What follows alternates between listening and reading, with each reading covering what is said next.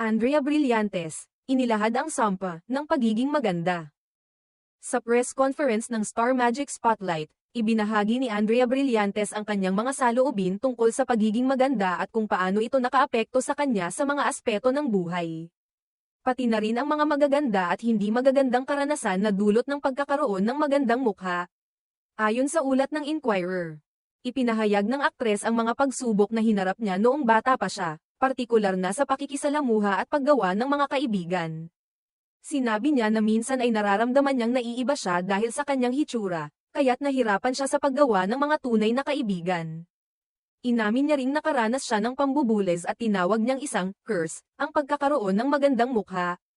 I feel like when you're under the curse of being beautiful, hindi mo mare-recognize that you are.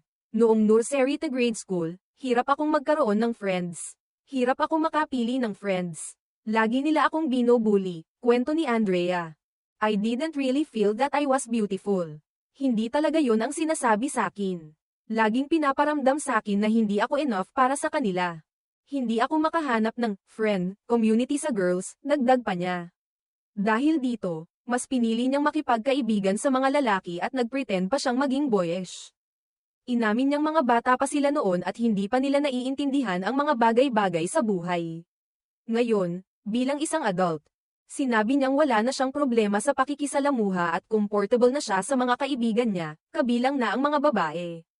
Tinutukoy niya rin na ang pagiging maganda ay may kasamang mga negatibong aspeto tulad ng pagkakaroon ng mga taong may inggit at magiging inggit sa iyo. I think that's one of the curses of being pretty, merong may inis and may inggit sa iyo, sabi ni Andrea. Ngunit binigyang diin din niya na ngayon ay magkaibigan na siya sa lahat ng kanyang mga kaklase at nakapaligid sa kanya. Sa kanyang pahayag, inamin ni Andrea na kahit na may mga pagsubok siyang naranasan dulot ng kanyang hitsura, natutunan niyang tanggapin ito at maging masaya sa kung sino siya ngayon.